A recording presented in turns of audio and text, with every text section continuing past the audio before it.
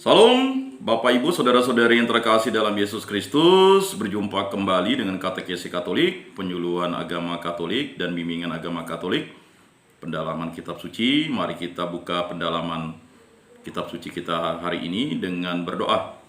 Dalam nama Bapa dan Putra dan Roh Kudus. Amin. Segala puji syukur kami haturkan kehadirat-Mu, ya Allah Tritunggal yang Maha Agung. Berkat kasih karunia-Mu kami dapat memasuki hari Rabu Abu, masa pantang dan puasa, masa prapaskah, masa pertobatan bagi kami, para pengikut-Mu. Berkatilah kami dalam retret agung kami pada kesempatan ini, pada tahun ini.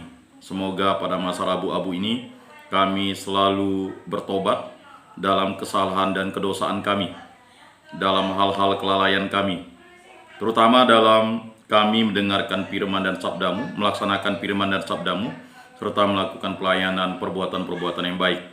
Semoga dalam masa pertobatan ini kami dapat kembali dan berbalik kepadamu, mencintai Dikau dan selalu berbuat sesuatu yang baik, menghindarkan sesuatu yang jahat, dan selalu dibimbing oleh Roh Kudus-Mu, agar kami selalu penuh dengan cinta kasih, rendah hati, penuh sukacita dalam menghadapi segala sesuatu dalam hidup ini seturut kehendak-Mu. Karena Engkaulah Tuhan dan Juru Selamat kami yang hidup dan berkuasa kini dan sepanjang segala masa.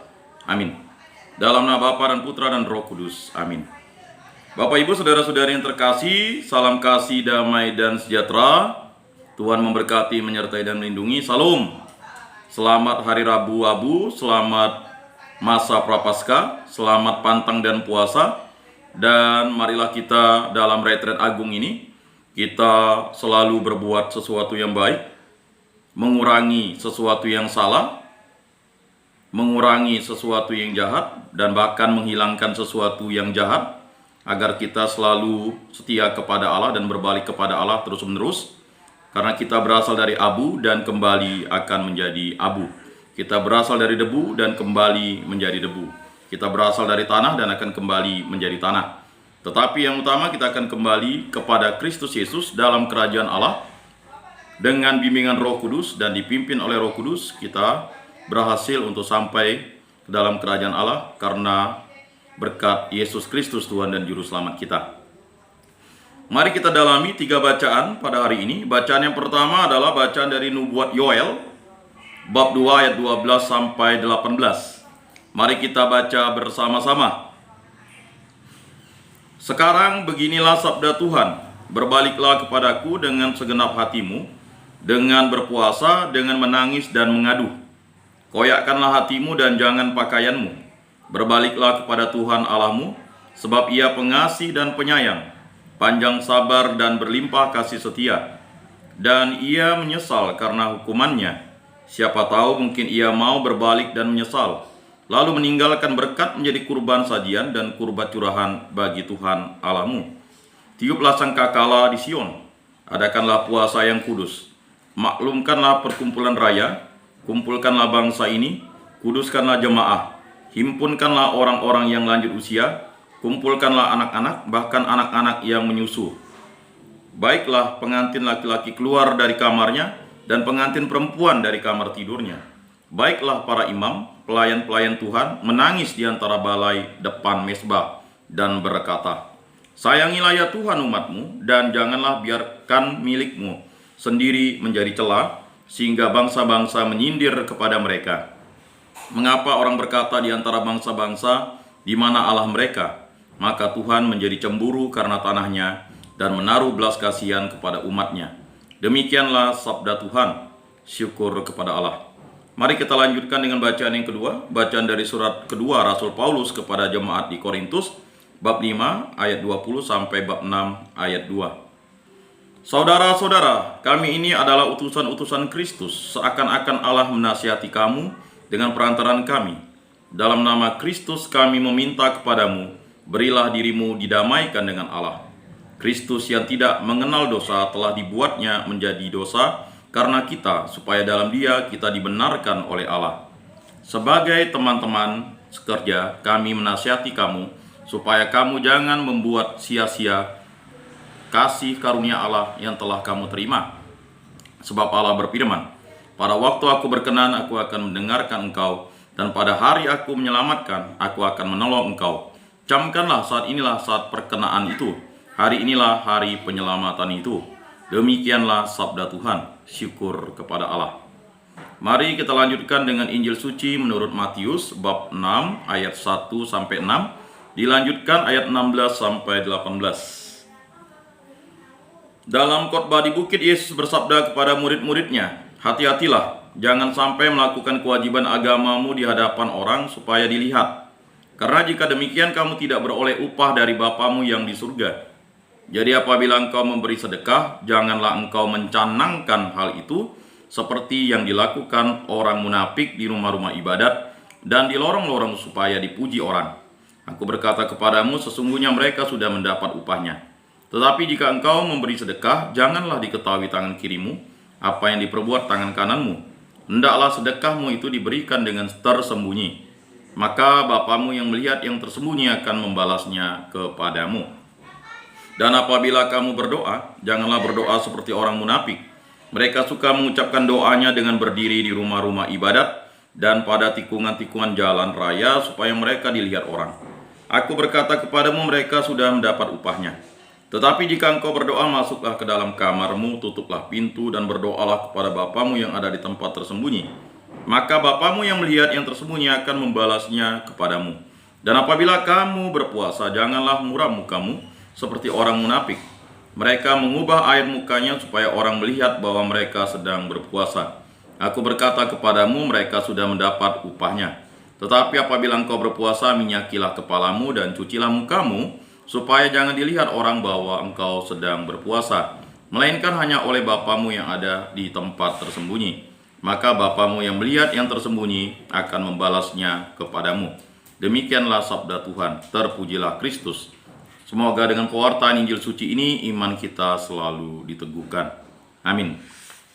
Bapak, Ibu, saudara-saudari yang terkasih dalam Yesus Kristus, hari ini adalah hari yang berbahagia bagi seluruh umat Kristiani di muka bumi, karena pada waktu inilah kita berpantang dan berpuasa.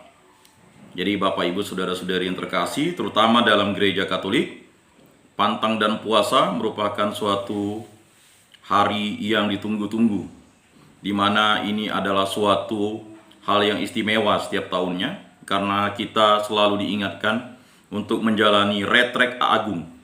Retret agung itu adalah kita berpantang dan berpuasa seturut kehendak Allah sesuai dengan amanat agung Yesus Kristus.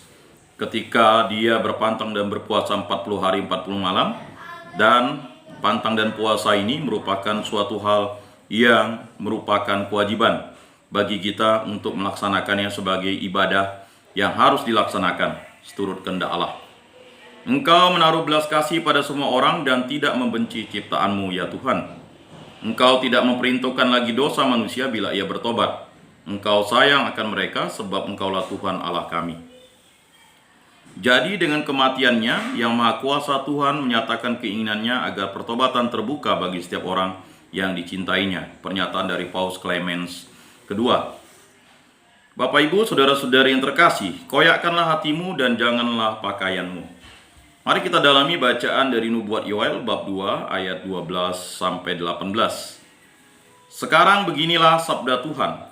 Berbaliklah kepadaku dengan segenap hatimu, dengan berpuasa, dengan menangis dan mengadu. Bapak, Ibu, saudara-saudari yang terkasih, kata segenap hati itu juga sebagai suatu cinta. Maka bertobatlah dan bersukacitalah, karena kita diberikan cinta kasih Yesus Kristus. Cintailah Tuhan Allahmu dengan segenap hatimu, dengan segenap jiwamu, dengan segenap akal budimu, dengan segenap kekuatanmu, dan cintailah sesama manusia seperti dirimu sendiri. Bertobat itu adalah suatu cinta Allah. Manusia yang bertobat adalah manusia yang berbalik kepada Allah dan mencintai Allah, dan menyucikan cinta itu supaya cinta itu tetap abadi bersama manusia, karena cinta Allah itu abadi kepada umat manusia. Jadi ini adalah sabda Tuhan yang disampaikan oleh Yoel. Lalu ini merupakan suatu pernyataan bagaimana manusia harus menerima firman dan sabda Tuhan itu, dan yang paling utama harus berbalik kepadaku. Kata berbalik kepadaku adalah berbalik kepada Allah. Jadi pertobatan menurut Yoel adalah berbalik kepada Allah dengan segenap hati. Jadi berbalik kepada Allah itu harus dengan segenap hati, tidak boleh setengah-setengah atau suam-suam kuku. Kemudian ada caranya dengan berpuasa. Jadi puasa yang dilakukan adalah puasa untuk pertobatan dengan menangis dan mengadu. Kata menangis dan mengadu itu artinya seseorang itu benar-benar dia harus bermati raga, berpantang, berpasrah, dan mengadu. Kata mengadu itu artinya dia tahu kesakitan akan dosa itu membelenggu dirinya dan membuat jiwanya tertekan untuk mencintai Yesus Kristus. Koyakkanlah hatimu dan janganlah pakaianmu, berbaliklah kepada Tuhan Allahmu, sebab Ia pengasih dan penyayang, panjang sabar dan berlimpah kasih setia, dan Ia menyesal karena hukumannya. Bapak Ibu saudara-saudari yang terkasih dalam Yesus Kristus, kata mengoyakkan hati itu adalah suatu perumpamaan yang disampaikan Yoel kepada para pendengarnya, kepada para jemaat waktu itu, dan kepada kita sekarang. Kata mengoyakkan hati itu artinya kita benar-benar menyucikan hati kita, mengeluarkan perbendaharaan yang jahat dalam hati kita, karena perbendaharaan yang keluar dari hati kita itu adalah perbendaharaan yang bukan yang baik, tetapi perbendaharaan yang jahat. Maka apa yang menajiskan manusia itu adalah perbendaharaan yang keluar dari hatinya dan diucapkan oleh mulutnya. Nah, ini merupakan suatu pernyataan yang disampaikan oleh Allah melalui Nabi Yoel untuk membuat manusia itu bisa kudus dan suci. Jadi mengoyakkan hati itu artinya menyimpan segala hal-hal yang jahat untuk dikeluarkan dan disucikan oleh Allah. Karena dendam, iri hati, dengki, kesombongan, kejahatan, kenajisan itu berasal dari perbendaharaan hati yang jahat. Dan jangan pakaianmu.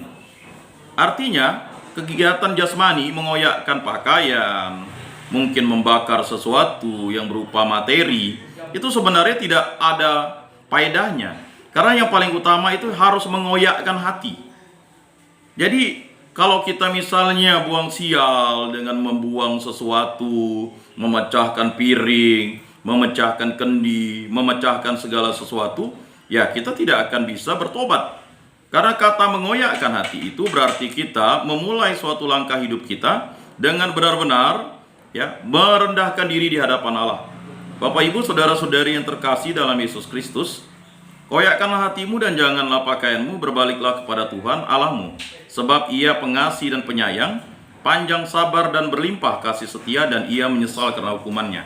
Nah, jadi ini adalah suatu cara proses pertobatan yang memang benar-benar konkret yang harus dilaksanakan umat manusia menurut Nabi Yoel. Dan ini memang harus disampaikan kepada umat manusia, karena jika umat manusia ingin bertobat, terutama Nabi Yoel menyampaikan ini kepada umat Yahudi, dia harus mengoyakkan hatinya dan bukan pakaiannya. Kemudian berbaliklah kepada Tuhan Allahmu. Kata berbalik kepada Tuhan Allahmu itu menjadi kata kunci. Percuma saja kita mengoyakkan hati kita, tetapi kita tidak berbalik kepada Tuhan Allah. Sebab Ia pengasih dan penyayang. Karena apa? Allah itu pengasih dan penyayang, panjang sabar dan berlimpah kasih setia. Ini adalah memuliakan Tuhan Allah. Dan Ia menyesal karena hukumannya. Nah, ini Bapak Ibu saudara-saudari yang terkasih, mungkin ada yang bertanya, kok Tuhan Allah menyesal atas hukumannya? Ini sebenarnya keinginan Nabi Yoel, karena dia manusia, menyampaikan kepada manusia supaya manusia sadar bahwa Allah itu Maha Pengasih dan Maha Penyayang. Kata menyesal itu sebenarnya adalah ungkapan kegelisahan Nabi Yoel supaya manusia itu bisa bertobat di hadapan Allah. Dan ingat, Allah itu tidak menghukum manusia, yang menghukum itu adalah dirinya sendiri.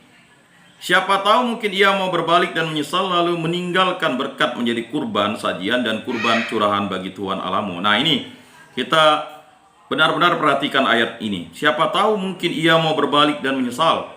Nah, ini adalah salah satu kerendahan diri manusia agar benar-benar memperoleh pengampunan. Setelah bertobat ini kan manusia harus memperoleh pengampunan.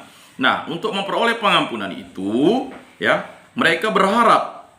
Nah, ini harapan manusia, bukan harapan Allah. Ingat, Allah itu menghendaki manusia itu selamat. Keselamatan itu datang dari Allah. Tetapi apakah manusia itu mau menyesal dan mau memperoleh pengampunan? Bertobat tapi tidak memperoleh pengampunan itu sama saja bohong. atau sama saja bohong. Karena orang itu bertobat, berbalik kepada Allah, dan dia harus memperoleh pengampunan. Nah, kata memperoleh pengampunan ini disampaikan Yoel dengan perumpamaan. Siapa tahu mungkin ia mau berbalik dan menyesal, lalu meninggalkan berkat menjadi kurban sajian dan kurban curahan bagi Tuhan Allahmu. Nah, ini merupakan suatu ungkapan bahwa ya, bangsa Israel kalau mau bertobat dan menyesal, dia harus melakukan pertobatan. Dia harus berbalik kepada Allah, sehingga apa? Ya, mereka memperoleh harapan pengampunan. Pengampunan dari siapa? Dari Tuhan Allah. Nah, medianya apa? Dengan ungkapan yang luar biasa, yaitu korban sajian dan korban curahan bagi Tuhan Allah. Lalu tiuplah sangkakala di Sion. Nah, ini mengungkapkan suatu seruan pertobatan. Setelah manusia itu bertobat, memperoleh pengampunan, dia menyampaikan pesan pertobatan itu kepada seluruh daerah.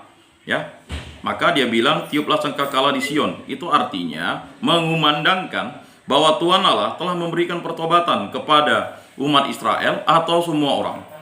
Adakanlah puasa yang kudus. Nah, ini adalah suatu tanda bagaimana orang itu setelah bertobat memperoleh pengampunan, dan dia harus memiliki pengharapan dan mengumandangkan itu. Dan untuk itu mereka harus bertobat secara massal, seluruhnya bertobat. Adakanlah puasa yang kudus. Ini adalah suatu ungkapan bagaimana orang menerima harapan pengampunan itu. Belas kasih Allah terjadi, maka mereka melakukan puasa, bermati raga, ya, berpantang dan berpuasa. Artinya puasa yang kudus itu adalah puasa yang tidak melakukan perbuatan yang dilarang atau tidak melakukan perbuatan jahat. Yang utama, maklumkanlah perkumpulan raya. Nah, harus diumumkan perkumpulan raya. Artinya seluruh umat manusia atau seluruh umat Israel itu harus melakukan suatu, ya, koinonia, persekutuan. Koinonia itu kan persekutuan, perkumpulan. Ya, banyak di antara kita mungkin berpikir, ya, untuk apalah kita bersekutu? Ya kan? Hari Minggu untuk apa kita bersekutu? Sebenarnya hari Minggu itu adalah kita bersyukur atas rahmat pengampunan, pengorbanan Yesus Kristus di kayu salib, kita rayakan. Maka perkumpulan raya itu adalah suatu tanda bahwa kita bersyukur karena Allah telah mengorbankan dirinya dan dia telah menebus dosa-dosa umat manusia. Makanya itu ada yang disebut dengan kurban curahan bagi Tuhan Allahmu. Menjadi kurban saja dan kurban curahan itu nanti pada perjanjian baru, itulah Yesus Kristus yang wafat di kayu salib. Ya.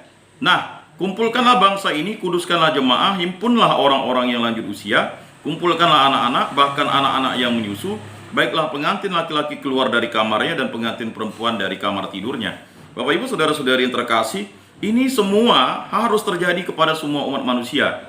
Dari mulai jelas di sini Nabi Yoel katakan, ya, kumpulkanlah bangsa ini, kuduskanlah jemaah, himpunkanlah orang-orang yang lanjut usia, kumpulkanlah anak-anak, bahkan anak-anak yang menyusu. Ya, luar biasa.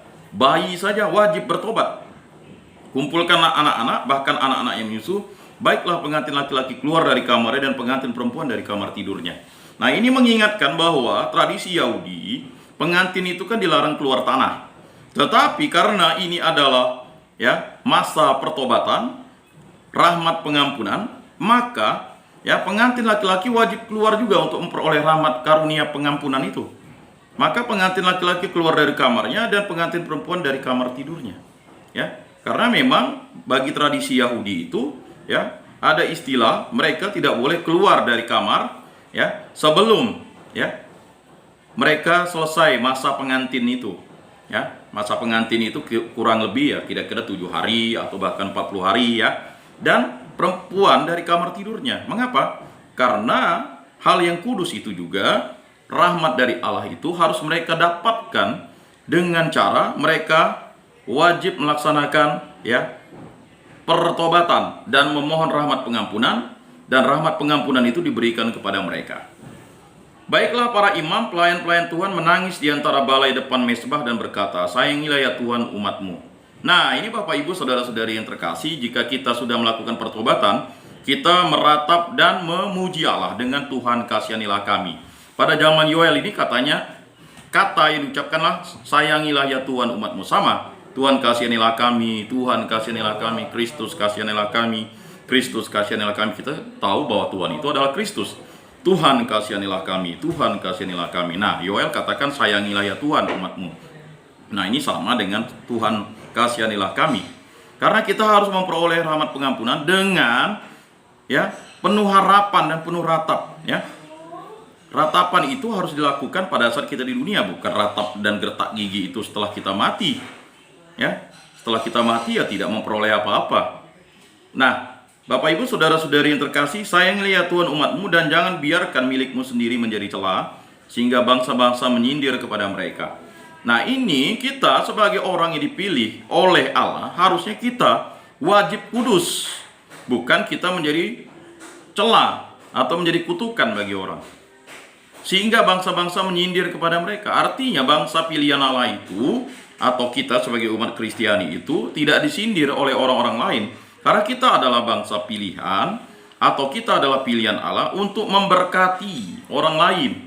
Justru kita yang diberkati ini menjadi kutukan bagi orang lain kalau kita melakukan sesuatu yang jahat, tidak bertobat, tidak meminta rahmat pengampunan, tidak mendapat belas kasih Allah, dan akhirnya kita binasa.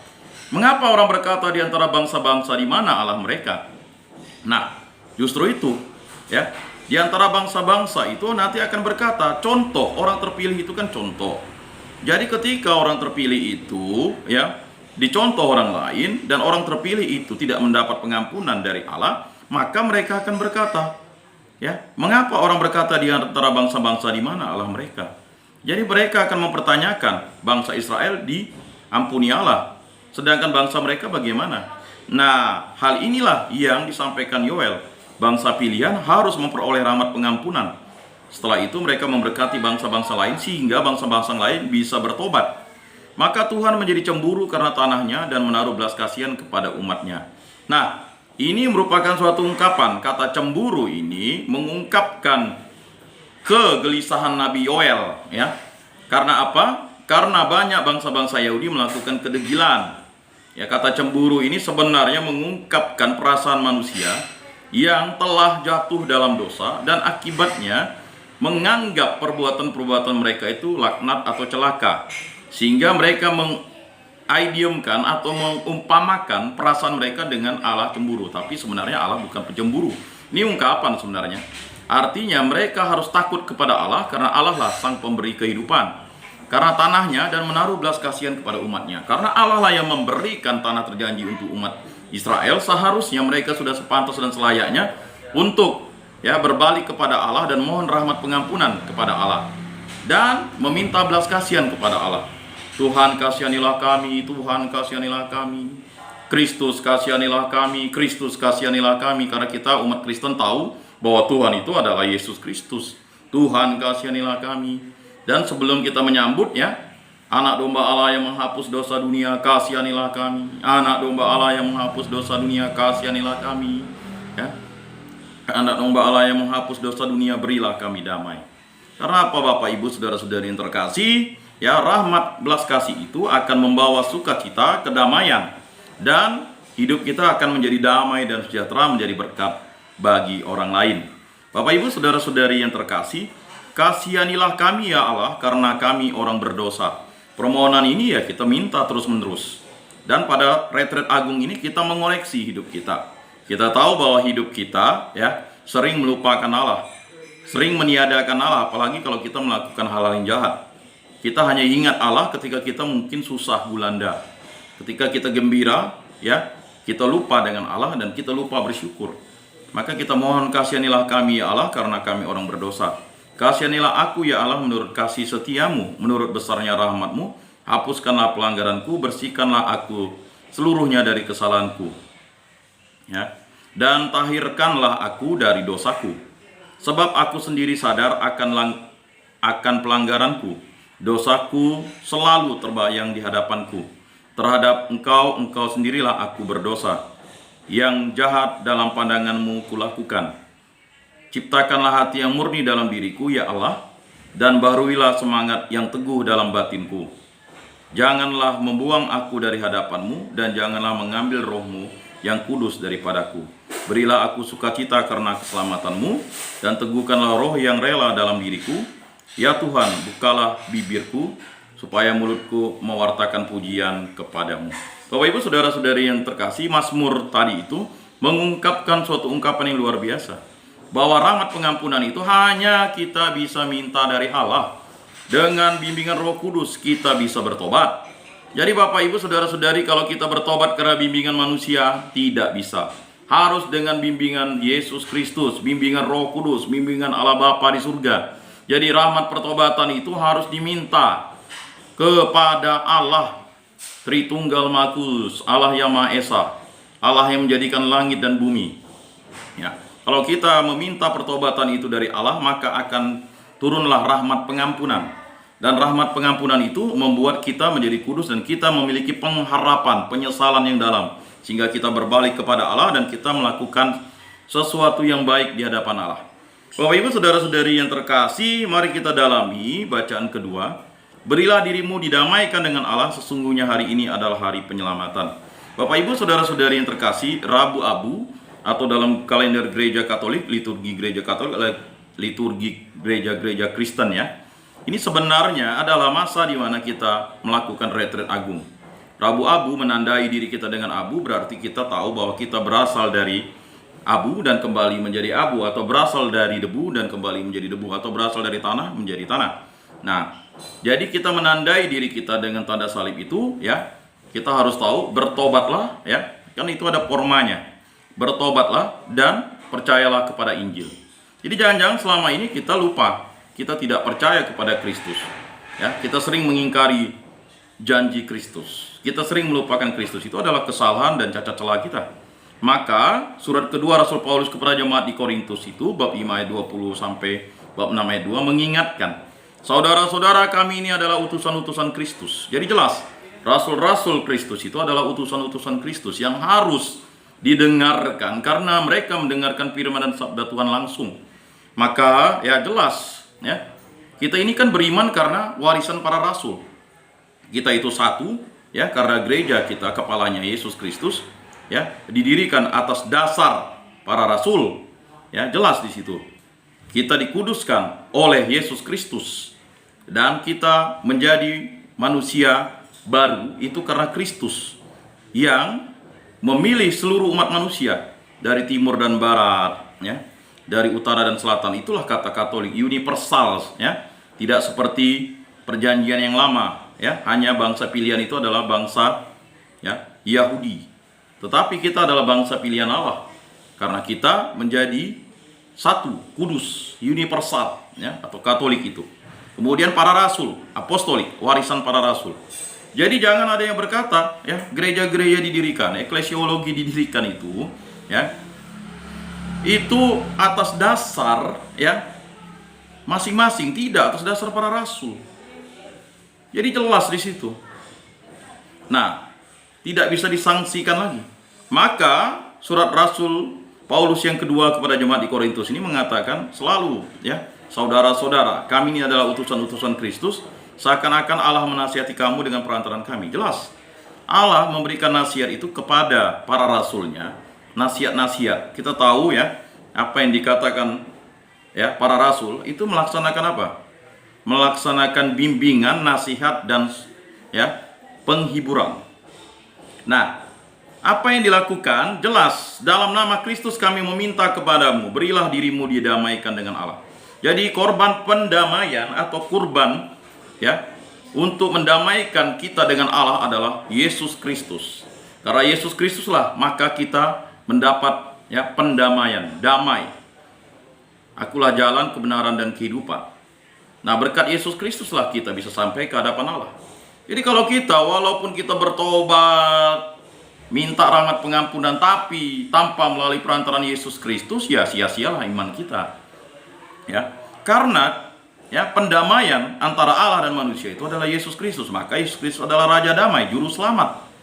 Jadi banyak orang ingin mengatakan ya bahwa mungkin berpikir ya dengan hanya bertobat saja manusia itu bisa mendapat rahmat pengampunan. Ya tidak. Rahmat pengampunan itu harus mendapatkan ya kan yang namanya korban pendamaian. Kalau dulu umat Israel melakukan kurban bakaran yang tadi disampaikan oleh Nabi Yoel, melakukan tindakan puasa.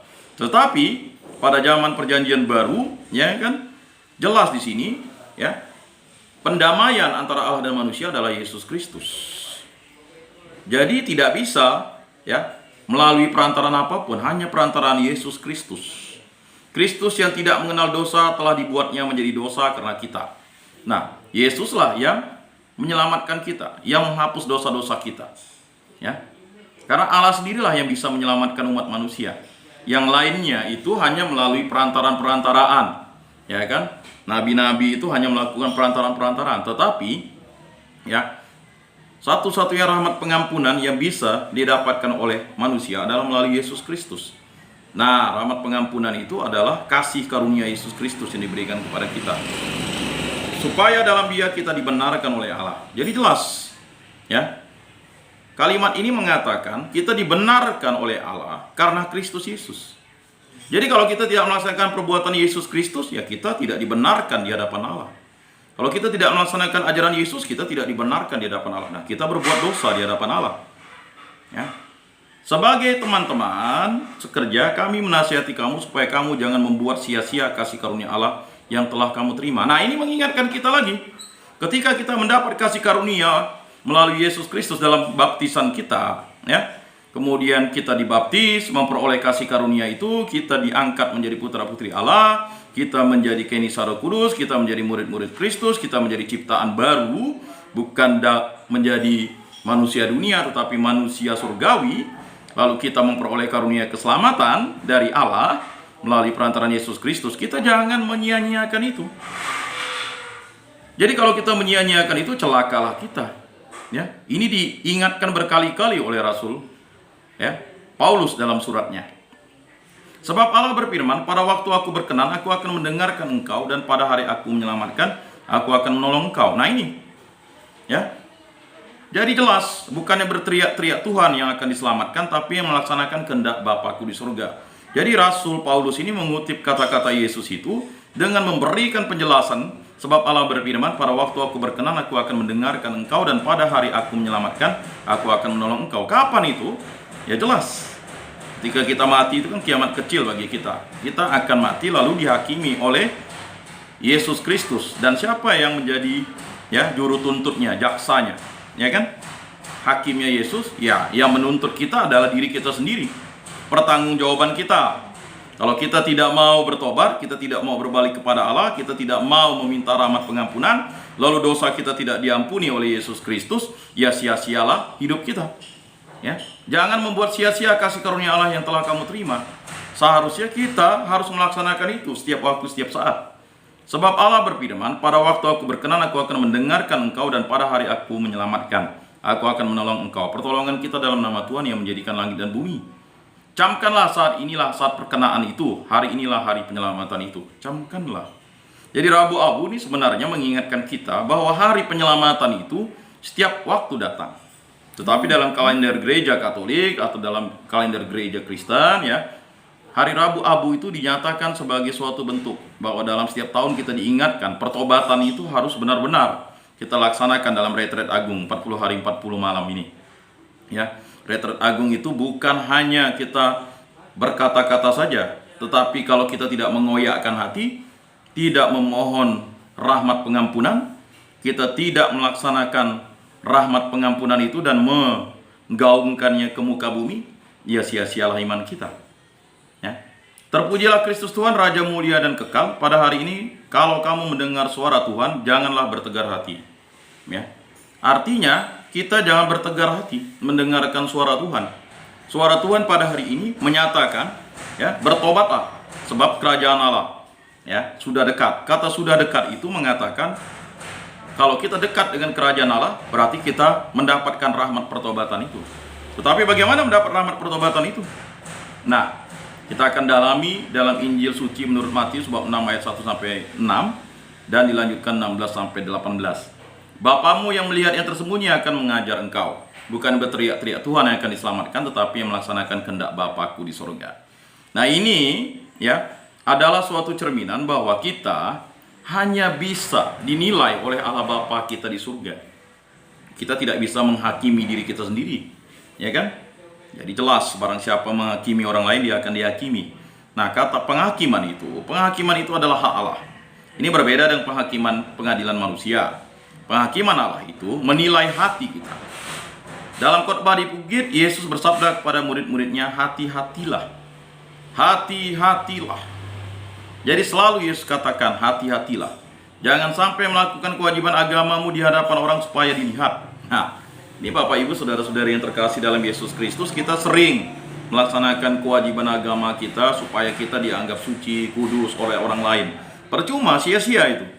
Karena yang bisa melihat kedalaman hati kita hanya Tuhan Allah.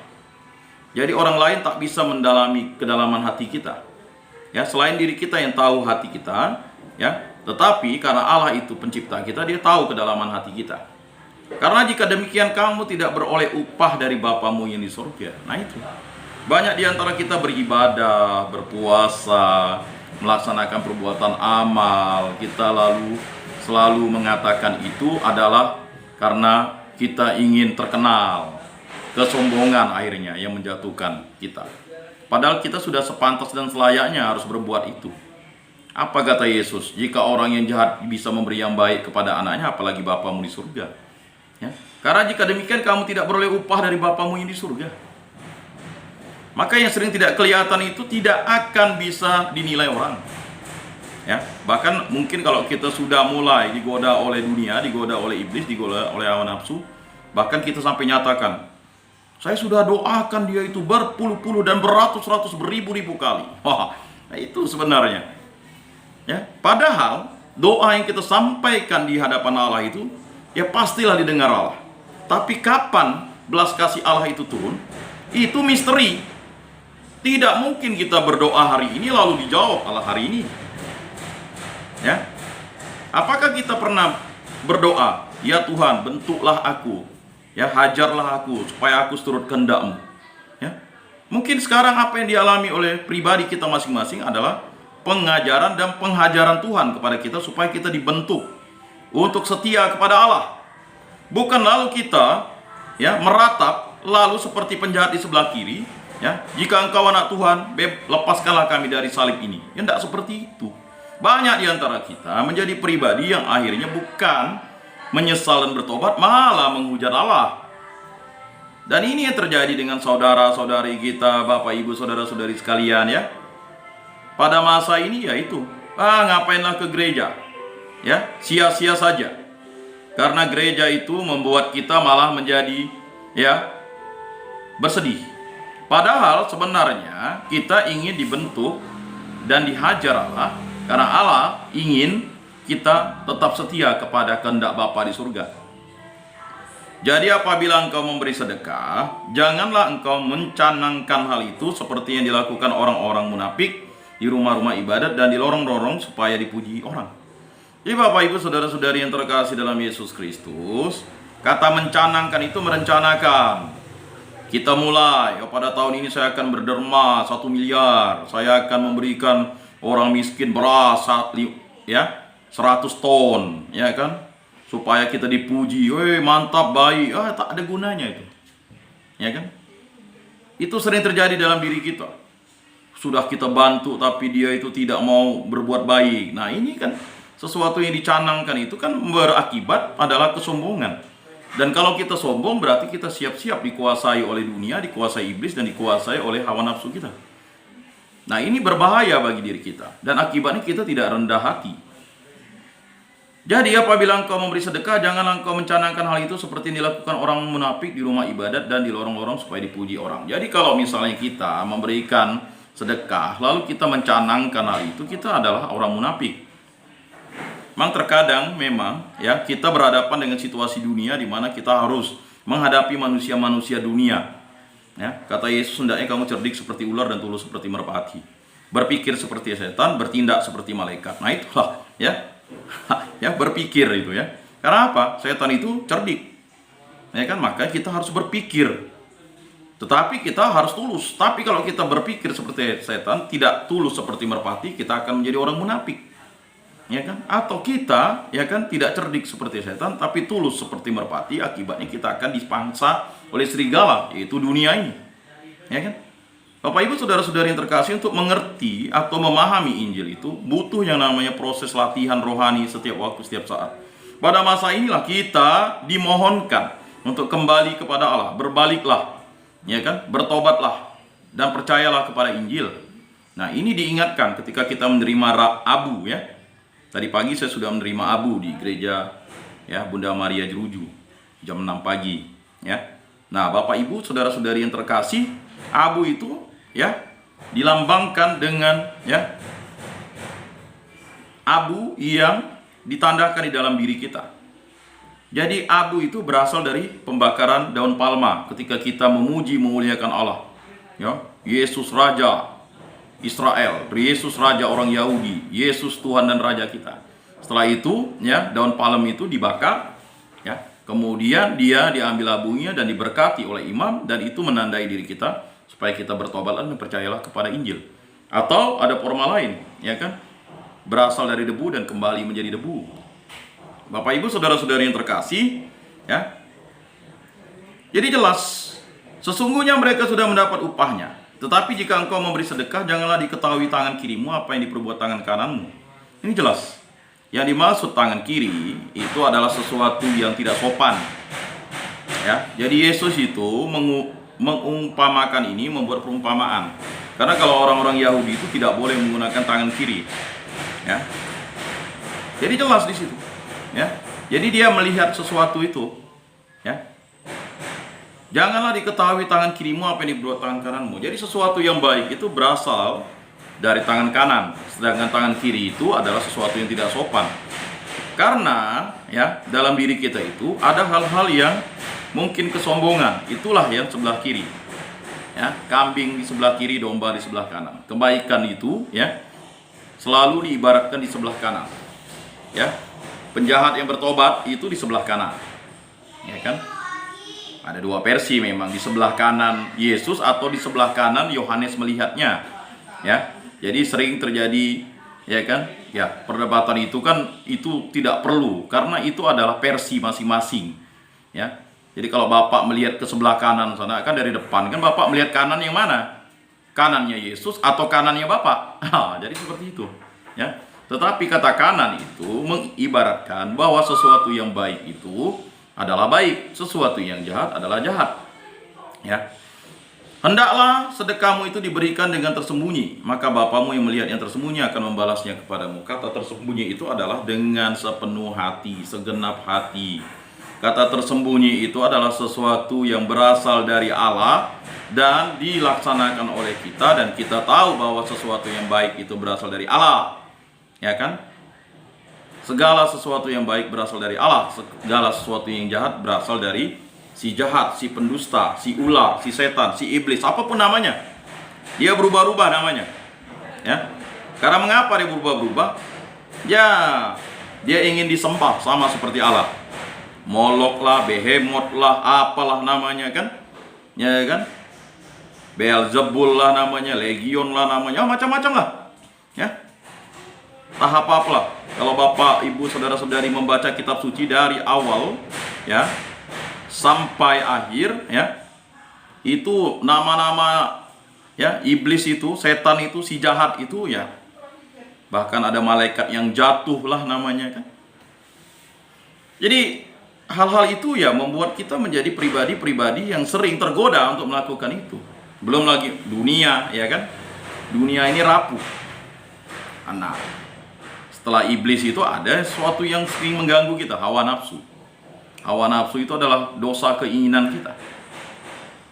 Maka kita tahu bahwa yang berasal dari Allah itu adalah semuanya baik. Ya. Yang berasal dari keinginan manusia itu biasanya keliru. Keinginan manusia. Dan apabila kamu berdoa, janganlah berdoa seperti orang munafik. Mereka suka mengucapkan doanya dengan berdiri di rumah-rumah ibadat dan pada tikungan-tikungan jalan raya supaya mereka dilihat orang. Nah, pada zaman Yesus itu, orang-orang Yahudi, orang-orang Farisi, para imam itu berdoa seperti itu. Dia berdoa di depan rumah ibadat dengan baik, dengan bagus, tetapi hatinya itu penuh dengan kebusukan. Ya. Pinggan di luar kamu bersihkan, di dalam tidak. Habis, ya. Jadi, ya itu tadi, suruh orang berpuasa dia tidak berpuasa, suruh orang berpantang dia tidak berpantang, ya kan? Dia memberikan ya kuk yang berat-berat kepada orang, tetapi kepada dirinya yang ringan-ringan, kan gitu. Ya. Membunuh orang boleh. Tetapi ya kan, menolong orang pada hari Sabat dia bilang salah. Nah ini Yesus ingin menjungkir balikkan kemunafikan itu, sehingga Yesus ingin mengatakan apa yang dilakukan, ya, sesuatu yang baik itu berasal dari Allah, tetapi sesuatu yang jahat. Nah, itu suka menggunakan hal-hal yang baik untuk dimanfaatkan, ya, dimanfaatkan. Nah, Bapak Ibu saudara-saudari yang terkasih, aku berkata kepadamu mereka sudah mendapat upahnya. Ya jelas, ketika mereka berdoa mereka dapat upahnya, mereka dapat honor, mereka dapat amplop, kan begitu. Tetapi jika engkau berdoa, masuklah ke dalam kamarmu, tutuplah pintu dan berdoalah kepada Bapamu yang ada di tempat tersembunyi. Nah, ini maksud Yesus kalau kita mendoakan orang, ya, Tuhan tuh sudah tahu kita mendoakan orang. Ya memang biasanya kita mendoakan orang supaya doa itu kolektif, itu bersama-sama kita doakan langsung. Ya tidak masalah. Tetapi setiap waktu, setiap saat kita wajib mendoakan orang itu. Terutama orang yang berbuat dosa, orang-orang yang bersalah, orang-orang yang kita benci, ya. Karena memang menjadi pribadi yang penuh kasih itu harus menjungkir balikkan fakta bahwa hal-hal yang jahat itu kita harus enyahkan dalam hati kita. Ya. Jadi Yesus mengatakan, aku berkata kepadamu, ya, mereka sudah mendapat upahnya, tapi jika engkau berdoa, masuklah ke dalam kamarmu, tutuplah pintu. Nah, ini butuh keheningan, kedalaman, rekoleksi, retreat, ya. Jadi berdua dengan Allah, berbicara dengan Allah. Mereka mengubah air mukanya, ya, jelas di situ. Maka Bapamu yang melihat yang tersembunyi akan membalasnya kepadamu. Jadi jelas, ya, bukan yang berseru-seru kepada Tuhan yang akan diselamatkan, tapi yang melaksanakan kehendak Bapakku di sorga, ya. Dan jelas di situ, apabila kamu berpuasa, janganlah muram mukamu seperti orang munafik. Nah, jadi kalau kita berpuasa ya tidak perlu muram, merubah air muka kita, nih puasa nih, jangan ganggu saya. Ya ngapain begitu kan? Anda berpuasa itu kan sebenarnya mohon rahmat pengampunan dari Allah, ya. Mereka mengubah air mukanya supaya orang melihat bahwa mereka sedang berpuasa. Aku berkata kepadamu mereka sudah mendapat upahnya. Ya udah, silakan saja orang mendapat upahnya berpuasa seperti itu. Tetapi apabila engkau berpuasa, minyakilah kepalamu dan cucilah mukamu supaya jangan dilihat orang banyak, ya. Supaya jangan dilihat orang bahwa engkau sedang berpuasa, melainkan hanya oleh Bapamu yang ada di tempat tersembunyi. Nah, ini memang mengartikan ayat kitab suci ini berat. Tetapi kata Yesus, kemunafikan itu harus dijungkir balikkan. Jangan kita melakukan ibadah itu hanya untuk diri kita atau untuk orang lain, tetapi semuanya, ya, dilakukan untuk mohon pertobatan, mohon rahmat pengampunan, mohon belas kasih, dan mohon, ya kan, pengorbanan Allah itu berasal dari Yesus Kristus yang mendamaikan kita dan kita memperoleh kekudusan, kasih Kristus yang sempurna itu. Maka Bapamu yang melihat yang tersembunyi akan membalasnya kepadamu, ya. Ini jelas, bukan yang berteriak-teriak Tuhan akan diselamatkan, tetapi yang melaksanakan kehendak Bapakku di surga. Di rumah Bapakku banyak tempat tinggal. Bapak Ibu saudara-saudari yang terkasih, ya. Jadi jelas di situ. Apa yang dilakukan oleh diri kita itu merupakan suatu hal yang luar biasa, ya. Allah yang tersembunyi tidak bisa ditangkap secara kasat mata oleh indera-indera manusia. Jadi Allah itu tidak bisa ditangkap oleh indera-indera manusia. Jadi kalau ada yang bisa merasakan kehadiran Allah, berbicara kepada Allah, ya kan, lalu mendengar suara Allah, lalu menyampaikan itu kepada kita, ya kembali lagi, ya, itu kan sebenarnya hubungan pribadi kita dengan Allah. Banyak di antara kita mungkin menyampaikan itu ingin mempertobatkan orang, padahal sebenarnya suara Allah itu sampai ke telinga kita supaya kita bertobat terus-menerus, ya kan? Itu adalah rahasia misteri agung Allah. Dalam berhubungan dengan Allah yang tersembunyi, manusia melakukan retret. Jadi retret agung 40 hari ini kita melaksanakan retret. Kembali, ya. Re itu kan kembali, tret itu kan perjalanan hidup kita selama setahun ini, ya. Rekoleksi, ya kan, re itu kembali, koleksi, mengumpulkan, ya, apa yang kita sudah laksanakan dan kegiatan-kegiatan rohani lainnya. Nah, dalam masa puasa ini kan di gereja Katolik ada namanya aksi puasa pembangunan, ya kan? Kegiatan-kegiatan rohani, ya, kegiatan-kegiatan amal, kurban dan sebagainya. Kegiatan ini seringkali terjadi di tempat-tempat yang tersembunyi dari keramaian, tersembunyi dari rutinitas, kesibukan, pekerjaan, dan bahkan jauh dari media komunikasi. Makanya retret atau rekoleksi itu memang dicari tempat yang hening, tidak ada sinyal, dan memang benar-benar kita ingin menjadi pribadi yang kembali dan berbalik kepada Allah. Karena apa? Karena kita tahu diri kita itu akan kembali kepada Allah. Lebih tersembunyi lagi dengan mendisiplinkan diri untuk menjaga ketenangan, tidak banyak bicara, setiap acara dilakukan dengan diam, bahkan berdoa pun dilakukan melalui percakapan batin dengan Tuhan. Nah, ini tingkat rohani sudah sangat tinggi ya. Jadi kita bisa melihat misalnya para rahib ya, rahib-rahib Katolik itu atau rahib-rahib di biara-biara atau biarawan-biarawati, kemudian ada biara-biara kontemplasi itu, dia duduk tenang saja 1 jam, ya kan? Bahkan dia merenungkan ayat kitab suci itu, Lectio Divina itu berjam-jam, ya.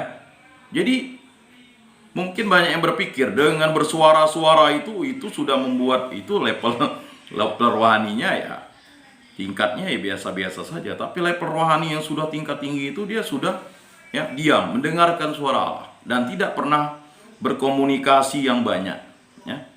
Dan memang ini adalah tingkat-tingkat level rohani yang tidak bisa kita ya, cintanya sudah cinta logos. Cinta itu kan ada macam-macam, ya kan? Cinta seksual itu berbeda, ya kan? Kemudian ada cinta eros, ya kan? Ada cinta agape, ada cinta logos. Nah, kalau udah cinta logos itu ya, apa yang dirasakan setiap hari dan setiap waktunya adalah firman dan sabda Tuhan, embusan angin, suara burung ya. Dan itu hanya bisa dimiliki oleh orang-orang yang ya tingkat level spiritualnya itu sudah mampu untuk memisahkan dunia. Mampu memisahkan dunia, mampu ya mengusir iblis dari dirinya dan mampu untuk ya mengendalikan hawa nafsunya. Kapan kita bisa mencapai ke sana? Setiap waktu, setiap saat bisa. Tetapi apakah kita harus berdiam diri? Ya. Kita bisa berdiam diri dengan tidak menceritakan aib orang. Kita bisa berdiam diri dengan tidak melakukan perbuatan jahat. Kita bisa berdiam diri untuk tidak mengiyakan hal-hal yang jahat, ya kan? Jadi banyak di antara kita mungkin tidak kenal orang lalu kita menggosipkan orang. Nah, itu kan level kita berarti level rohani kita itu sama seperti Yesaya najis bibir. Yesaya pernah memohon ampun, saya ini najis bibir ya Tuhan, ya kan? Kata najis bibir ya seperti itu, membicarakan sesuatu yang tidak penting, ya, bahkan sesuatu kedosaan. Nah, apakah itu bisa dilaksanakan di tempat-tempat kamar-kamar kita? Bisa, ya kan? Kita minta ketenangan, ya kan? Bersama-sama marilah kita coba 5 menit untuk berdiam atau mengendalikan diri kita menggunakan medsos, ya. Nah, ini memang percakapan batin dengan Tuhan ini, ya, butuh hikmat dan kebijaksanaan dan berasal dari Roh Kudus. Semua ini dianggap sebagai jalan masuk kepada Allah yang tersembunyi yang dapat dijumpai tanpa kehebohan sensasi publik. Nah, kalau yang heboh-heboh itu kita senangi, padahal yang heboh-heboh itu membuat diri kita akhirnya menjadi berpikirnya lah dunia aja, ya, begitu. Kita dihantar masuk ke masa Prapaskah tahun 2022 mulai dari hari Rabu oleh seruan Nabi Yoel. Jadi pada Rabu Abu ini seruan Nabi Yoel ini luar biasa. Koyakkanlah hatimu dan jangan pakaianmu. Jadi artinya ya, koyakkan hati kita itu berarti batin kita, hati kita itu memang harus kita koyakkan. Hal-hal perbendaharaan yang jahat itu kita buang. Kalau untuk mengoyakkan pakaian ngapain, kan begitu. Bagus kita sumbangkan pakaian kita kepada orang yang memerlukan. Nah, itulah amal tadi itu, ya kan, derma dan kurban. Ada 3 kesalehan dalam agama Yahudi, yaitu memberi sedekah. Jadi cara orang Yahudi waktu itu ya, yaitu memberi sedekah, berpantang dan berpuasa, berdoa dengan catatan tebal, serta melakukan hal-hal itu dengan semangat tersembunyi, ya, supaya dilihat oleh Allah yang tersembunyi. Jadi jelas ya, Nabi Yoel dan Matius memotivasi kita untuk masuk ke dalam ruang ketersembunyian. Jadi itu, gereja menanamkan masa Prapaskah sebagai masa retret agung 40 hari. Jadi tujuannya dalam 1 tahun itu kita akan retret agung 40 hari, ya. Retret berarti masuk ke dalam ketersembunyian supaya dilihat oleh Allah yang tersembunyi. Koyakkanlah hatimu yang tersembunyi di dalam dirimu dan bukan pakaianmu, karena pakaianmu tidak tersembunyi. Kalau engkau memberi derma, janganlah engkau mempublikasikan supaya dilihat orang. Kalau engkau berdoa, janganlah berdoa di tikungan jalan raya supaya dilihat orang. Dan kalau engkau berpuasa, janganlah mengubah air mukamu supaya orang melihat kamu sedang berpuasa. Nah, itu sebenarnya adalah kita tahu bahwa retret agung itu kita mengembalikan sesuatu yang benar ya benar. Pohon yang baik menghasilkan buah yang baik. Ya. Kalau motivasi kita untuk aktif di gereja supaya dikenal orang, supaya kita dianggap suci, ya itu motivasinya motivasi dunia. Ya, levelnya masih sangat rendah. Ya tidak masalah motivasi dunia. Lama-lama kita sadar ketika kita tahu bahwa motivasi dunia itu harus dikalahkan dengan motivasi rohani yang sangat tinggi, yaitu motivasi surgawi. Ya, kita tidak berbuat jahat lagi karena kita bukan untuk dipuji orang. Wah, sudah ikut kegiatan rohani di tempat retret ini ya, atau di tempat pembinaan ini, orang ini berubah ya. Ya, orang menilai kita berubah itu sia-sia saja. Yang menilai kita berubah itu, yang mau kita berubah itu adalah diri kita yang berdasarkan kehendak Allah. Melihat yang tersembunyi. Percuma saja kita misalnya di depan orang berubah, tetapi dalam diri kita tidak berubah. Kita masih hidup dalam dendam, iri hati, dengki, kesombongan, ya, kebengisan, kejaliman, ya, congkak, ya, dan melakukan hal-hal yang jahat, kenajisan-kenajisan yang sebenarnya adalah sesuatu yang akhirnya ya masih berada di dalam hati kita dan perlu kita koyakkan. Jadi jelas Bapak Ibu Saudara-saudari yang terkasih, ya. Lalu, ya. Ini contoh-contoh yang diberikan. Dengan demikian maksud dari masuk ke dalam masa prapaskah berarti masuk untuk dilihat oleh Allah yang tersembunyi. Bapamu yang melihat yang tersembunyi akan membalasnya kepadamu. Semangat yang mendasari kita memasuki masa prapaskah senada dengan seruan Nabi Yoel dan Matius, yaitu kejujuran dan bukan kemunafikan. Jadi kita harus melakukan kejujuran. Jadi bertobat itu kita harus jujur kepada Allah. Apakah kita benar-benar bertobat? Ya. Nah, kejujuran itu sulit. Bahkan ya Santo Petrus atau Kepas atau Petrus juga pernah melakukan kemunafikan. Ya kan? Dia menarik Yesus, akhirnya ya dia menyuruh Yesus tidak melakukan kehendak Allah. Maka Yesus mengatakan, "Nyala kau iblis. Engkau tidak tahu apa yang dipikirkan Allah." Bahkan ya Petrus pernah menyangkal Yesus 3 kali. Sebelum ayat jantan berkokok, engkau sudah menyangkal aku 3 kali. Ya.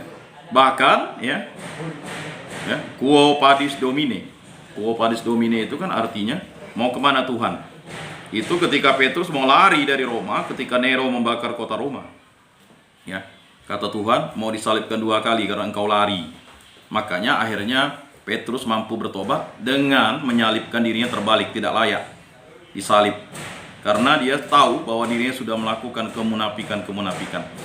Bahkan Paulus pernah membentak Petrus, "Kamu munafik." Ketika ya kelompok Yakobus atau orang-orang Yahudi bersama Yakobus melihat Petrus makan bersama orang Romawi, orang tak bersunat, lalu tiba-tiba Petrus lalu lari. Nah, hal semacam itu adalah suatu ya kontrol bahwa apa yang tersembunyi itulah yang dilihat Allah. Bapamu yang melihat yang tersembunyi akan membalasnya kepadamu. Semangat yang mendasari kita memasuki masa prapaskah senaga dengan seruan Nabi Yoel dan Matius, yaitu kejujuran dan bukan kemunafikan. Mental munafik adalah supaya dilihat dan dipuji orang. Jadi kalau dilihat dan dipuji orang, ya itu mental munafik. Nah, memang itulah yang harus kita singkirkan setiap waktu, setiap saat. Mental munafik. Ya. Mental yang jujur adalah supaya dilihat oleh Allah yang tersembunyi. Menyesal dan bertobat pertama-tama adalah bersikap dan bertindak jujur di hadapan Allah sendiri. Nah itu, menyesal dan bertobat. Zaman sekarang salah satu kecenderungan dosa manusia adalah menjadi munafik hanya supaya bisa dilihat dan dipuji oleh orang. Ya. Media sosial adalah kendaraan yang disalahgunakan untuk mengedit konten munafik. Tayangan palsu yang penting viral, informasi sensasional tetapi hoax. Hanya demi mengejar popularitas diri, mendapat target subscriber atau viewers, bahkan memperkaya diri sendiri. Kita bisa melindungi diri kita dari dosa munafik ini dengan pergi bersembunyi pada Allah yang tersembunyi. Nah, hanya padanya kita melihat dan mengerti bahwa menjadi munafik supaya bisa dilihat dan dipuji orang adalah kebutuhan yang sia-sia. Ya, semuanya sia-sia, apa yang dikatakan oleh Nabi Yoel tadi ya. Selama masa prapaskah dimulai dengan menandai diri kita dengan abu. Ya. Kita masuk ke tempat persembunyian Allah melalui pertobatan, doa, pantang atau puasa dan memberi derma. Di hadirat Allah yang suci, jujur dan setia, kita menemukan diri kita seperti debu di alas kaki Tuhan. Hanya debulah aku, hanya debulah aku di alas kakimu Tuhan. Ya kan? Nah, inilah kritik dan pesan Yesus kepada mereka yang melakukan kewajiban hidup keagamaan melalui Matius yang dibacakan pada hari Rabu ini. Jadi jangan sampai kita munafik, kita harus jujur di hadapan Allah dalam masa pantang dan puasa, masa prapaskah, masa pertobatan ini ya. Kita memulai itu ya. Jadi Bapak Ibu saudara-saudari yang terkasih, bertobatlah dan percayalah kepada Injil. Demikianlah pendalaman katekese, penyuluhan bimbingan kita pada hari ini. Semoga bermakna, bermanfaat, dan semoga kita dituntun oleh Roh Kudus dalam pertobatan kita dalam 40 hari ke depan untuk merayakan peristiwa terbesar, adalah peristiwa Paskah, di mana Yesus mengorbankan dirinya untuk kita dan seluruh muka bumi dan seluruh alam semesta ini. Tuhan memberkati, menyertai, dan melindungi. Salam. Salam kasih, damai, dan sejahtera. Kalau ada pertanyaan, silakan. Silakan. Pak Lulu? Atau ini? Hanya beberapa orang saya ini kayaknya. Pantang dan puasa semua ya. Semoga ya. Karena minggu lalu saya kebetulan diklat, jadi seminggu ya, jadi 6 hari diklat, jadi tidak bisa bersama-sama. Silakan Pak Lulu, ada pertanyaan silakan. Iya, ini kemarin masalah pantang dan puasa itu Pak. Baik. Saya, kalau hari Rabu ini kan itu puasa ya. Ya. Nah, kemarin Gimana Pak? Agak keras tadi, tidak kedengaran karena ada suara motor tadi.